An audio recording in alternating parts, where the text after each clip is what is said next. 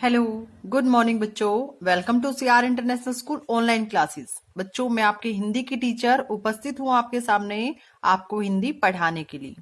बच्चों, आज की इस वीडियो में हम चैप्टर 15 यानी पार्ट 15 है, जिसका नाम है थॉमस एल्वा एडिशन।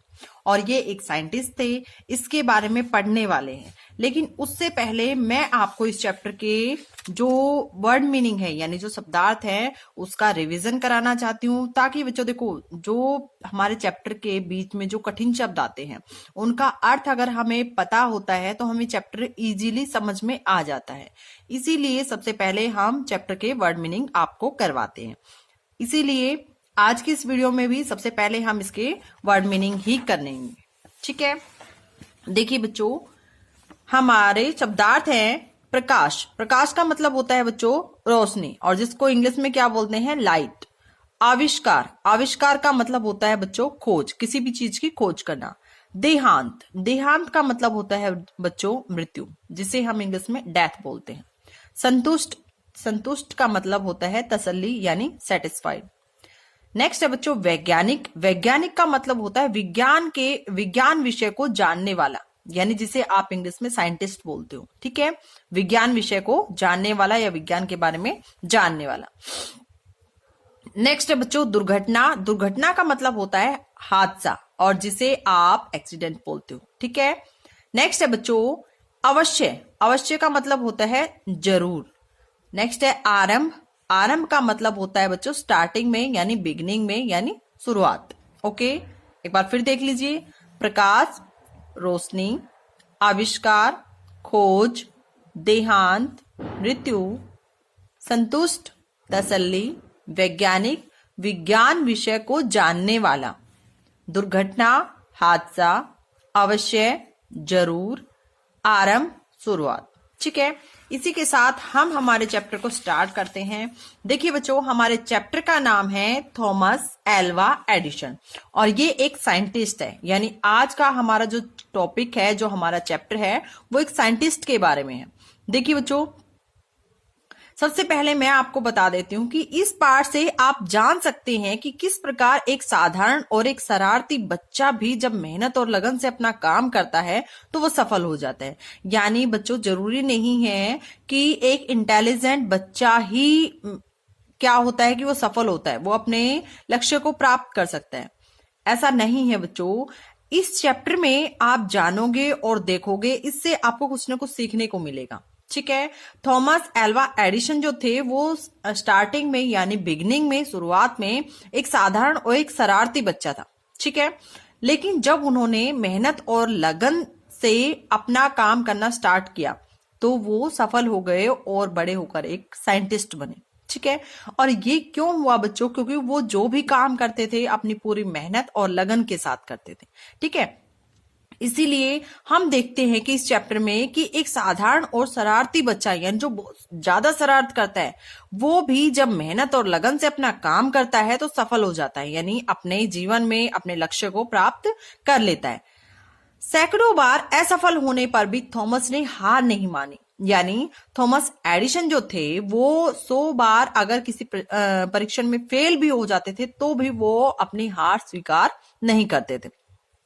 ठीक है, और बल्ब का आविष्कार कर पूरी दुनिया में प्रसिद्ध हो गए। मतलब ये इन्होंने बल्ब का आविष्कार किया था बेटा, वही बल्ब जो आपके घरों में लगा हुआ है।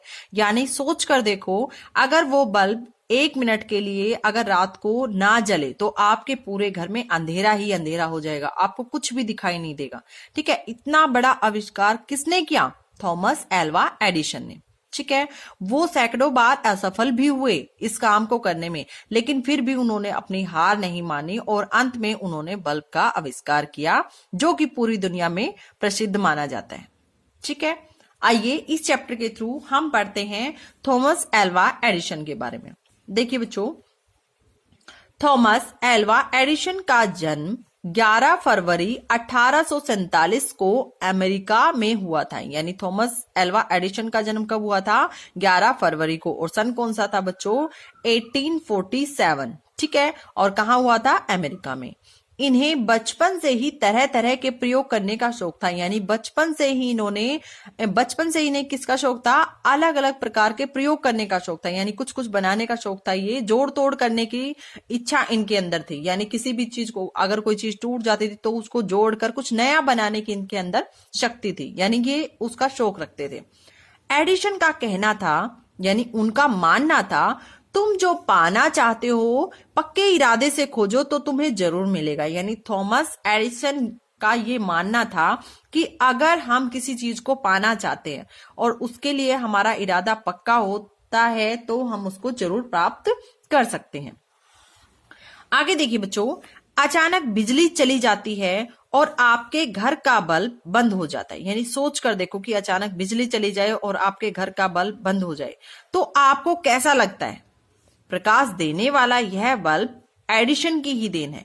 यानी आपके घर को रोशन करने वाला, आपके घर में प्रकाश देने वाला जो ये बल्ब है, ये किसकी देन है बच्चों? ये थॉमस एडिशन की देन है। ठीक है, बिजली के बल्ब का आविष्कार एडिशन ने ही किया था। यानी बिजली के बल्ब का आविष्कार किसने किया था? एडिशन ने। एडिशन को बचपन से ही प्रश्न पूछने का शौक था। यानी स्टार्टिंग से ही उन्हें क्वेश्चन पूछने का शौक था और सही उत्तर पाकर ही वे संतुष्ट होते थे। यानी उन्हें सेटिस्फेक्शन तभी होता था तब वो अपने क्वेश्चन का सही उत्तर पा लेते थे।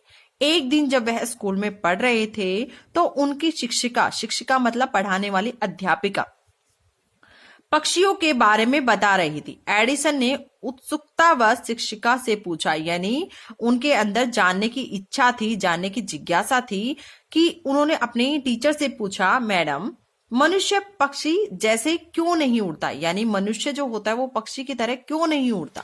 शिक्षिका ने उन्हें समझाया, मनुष्य के पंख नहीं होते। एडिसन ने फिर प्रश्न किया, किंतु पतंगों के भी तो पंख नहीं होते। यानी पतंग जो हम आसमान में उड़ाते हैं उनके भी तो पंख नहीं होते, फिर वे हवा में उड़ती हैं। यानी फिर भी वे हवा में उड़ती हैं, उनके कहाँ पंख होते हैं? क्या पतंग के कोई पंख होते हैं? नहीं होते, लेकिन फिर भी वो हवा में उड़ती है। यह सुनकर बच्चे हंसने लगे और बाकी जो बच्चे क्लास में बैठे हुए थे वो एडिशन की बात को सुनकर हंसने लगे और एडिशन को बचपन में ही स्कूल से निकाल दिया गया। और इस तरह जब वो क्वेश्चन पूछते थे उसके क्वेश्चनों से परेशान होकर उन्हें बचपन में ही स्कूल से निकाल दिया गया। इन्होंने अपनी माँ को सबसे अच्छी शिक्षिका माना और इन्होंने अपनी मम्मी यानी अपनी माँ को ही सबसे अच्छी शिक्षिका यानी अध्यापिका माना और अपने घर में ही प्रयोगशाला बना ली और उस प्रयोगशाला में ये अलग अलग तरह के कई प्रकार के प्रयोग करते थे। उनके मन में कोई भी प्रश्न का उत्तर जानने की जिज्ञासा होती तो वह अपनी माँ से ही पूछते और माँ सभी प्रश्नों का सही उत्तर देती थी। यानी जब भी उनके मन में कोई प्रश्न जागृत होता, प्रश्न आता, तो वो इसका आंसर लेने के लिए, इसका अपने क्वेश्चन को पूछने के लिए किसके पास जाते थे? अपनी माँ के पास। और बच्चों उसकी जो माँ थी, एडिशन की जो मदर थी, वो उनको उनके क्वेश्चन का सही आंसर भी देती थी। एडिशन ने बचपन में जो प्रयोग किए वे इस प्रकार है। यानी एडिशन ने बचपन में क्या क्या बनाया था? एक बार एडिशन ने देखा एक चिड़िया कुछ कीड़ों को चोंच में पकड़कर उड़ रही थी। यानी उन्होंने देखा कि एक चिड़िया अपनी चोंच में कीड़े को पकड़कर उड़ रही थी। एडिशन ने सोचा यह चिड़िया इसलिए उड़ रही है क्योंकि यह कीड़े खाती है। यदि मनुष्य भी कीड़े खाए तो वह भी उड़ सकता है। उन्होंने इस प्रयोग को करना चाहा। उन्होंने कुछ कीड़ों को पीसकर पानी में घोल लिया और अपनी नौकरानी को देकर कहा, तुम इस शरबत को पी लो, तुम एक चिड़िया की तरह उड़ने लगोगी। यानी उसने देखा कि ये चिड़िया कीड़े खाती है, शायद इसलिए ये उड़ती है, तो उसने इस प्रयोग को करना चाहा। उसने क्या काम किया? एडिशन ने कुछ कीड़ों को पकड़कर उनको पीस लिया और उसको पानी में मिलाकर अपनी नौकरानी को दे दिया और उन्होंने अपनी नौकरानी को कहा, अगर इस शरबत को तुम पी लोगी तो तुम भी उड़ने लगोगी। उस बेचारे ने उन पर विश्वास करके पी लिया। वह उड़ तो न सके किंतु बीमार अवश्य का मतलब जरूर पड़ गई। यानी वो उड़ तो नहीं पाई लेकिन वो बीमार जरूर पड़ गई। उनकी माँ ने उन्हें बहुत डांटा और दोबारा ऐसी हरकत करने से मना किया। उनके बचपन के कुछ प्रयोग और शरारतें इस प्रकार हैं। एक बार वह अपनी माँ के साथ मुर्गी पालन केंद्र गए। मुर्गी पालन केंद्र क्या होता है बच्चों? जहां मुर्गी का पालन पोषण किया जाता है, यहाँ यानी मुर्गियों को रखा जाता है, ऐसी जगह। वहां उन्होंने एक मुर्गी को अंडों पर बैठे देखा। उन्होंने अपनी माँ से इसका कारण जानना चाहा। माँ ने कहा, यह मुर्गी अंडों की देखभाल कर रही है। कुछ नेक्स्ट पेज देखिए बच्चों, कुछ समय बाद चूजे निकलेंगे, यानी ये मुर्गी अपने अंडों पर बैठकर उनकी देखभाल कर रही है और इससे कुछ समय बाद चूजे निकलेंगे। एडिसन ने अपने मन में सोचा, मैं भी मुर्गी के चूजे निकाल सकता हूं, यानी जब मुर्गी अंडों पर बैठकर अंडों से चूजे निकाल सकती तो मैं भी ये कर सकता हूं। अतः का मतलब होता है इसलिए उन्होंने 1 दर्जन अंडे लिए, यानी 1 दर्जन में कितने अंडे होते हैं? 12 अंडे होते हैं। उन्होंने 12 अंडे लिए और उन पर बैठ गए। कुछ समय बाद जब वह उठे तो अंडों से चूजे तो नहीं निकले, हाँ, सारे अंडे फूट गए और उनके कपड़े गंदे हो गए। यानी कुछ समय बाद जब वो अंडों से उठे तो अंडों से चूजे नहीं निकले, लेकिन सारे अंडे फूट गए थे और उनके कपड़े भी गंदे हो गए थे। उस दिन उनकी मां ने उनको बहुत पीटा।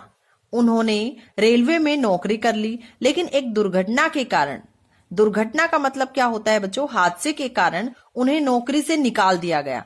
फिर अखबार बेचकर अपना घर चलाया और अपना प्रयोग भी जारी रखा। फिर उन्होंने क्या काम किया बच्चों? पहले ये रेलवे में नौकरी करते थे, लेकिन एक हादसे के कारण उनको वहां से निकाल दिया गया। उसके बाद इन्होंने अखबार बेचना आरंभ किया और अपने जो प्रयोग होते थे वो घर पर ही करते थे।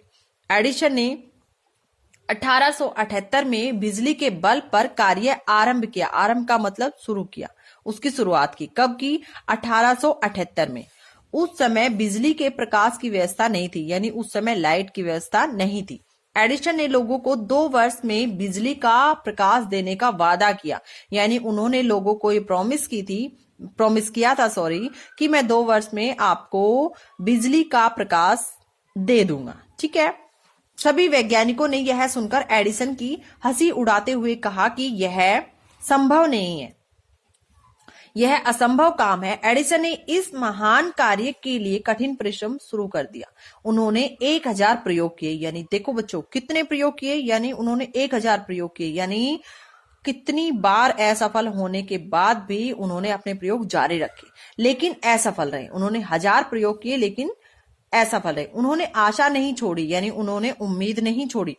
लगभग 1200 प्रयोगों के पश्चात उन्हें सफलता प्राप्त हो गई। सन 1880 में नए वर्ष पर उन्होंने अपनी प्रयोगशाला में बिजली का प्रकाश कर दिया और 4 सितंबर 1882 को पहली बार सारा न्यूयॉर्क शहर बिजली के प्रकाश से जगमगा उठा। यानी अब उन्होंने अपना बिजली का प्रकाश कर दिखाया और 4 सितंबर 1882 को पहली बार सारा जो न्यूयॉर्क था, पूरा न्यूयॉर्क शहर बिजली के प्रकाश से जगमगा उठा। और इन्होंने ग्रामोफोन, बिजली के बल्ब, टेलीग्राम मशीन आदि कई आविष्कार किए। और बिजली के बल्ब के अलावा बच्चों इन्होंने क्या क्या बनाया? ग्रामोफोन बनाया, बिजली का बल्ब तो इन्होंने बनाया था, टेलीग्राम मशीन बनाई आदि इन्होंने कई आविष्कार किए। इन्हें नोबेल पुरस्कार भी मिला, यानी अपने खोज जो इन्होंने खोज की थी इनके आधार पर इनको नोबेल पुरस्कार दिया गया था, यानी इन्हें नोबेल पुरस्कार से सम्मानित किया गया था।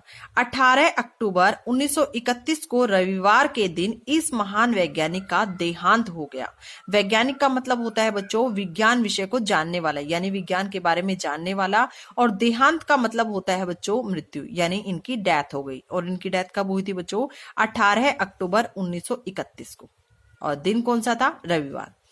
अब देखिए बच्चों, इस चैप्टर में हमने थॉमस एडिसन के बारे में पढ़ा कि वो देखो कितने शरारती थे। आलसी तो बिल्कुल नहीं थे, वो शरारती थे बच्चों। उनके अंदर क्वेश्चन पूछने की एक अजीब सी बात थी जो उनको इतने बड़े बड़े क्या कहते हैं उसको, इतने बड़े बड़े खोजों तक ले गई। यानी उन्होंने इतनी बड़ी बड़ी खोजें की और किसके बेस पे की? क्योंकि उनको बेटा जोड़ने तोड़ने की हैबिट थी, यानी कुछ भी अगर टूट जाता था तो उससे नया कुछ बनाने की कोशिश करते थे। उनको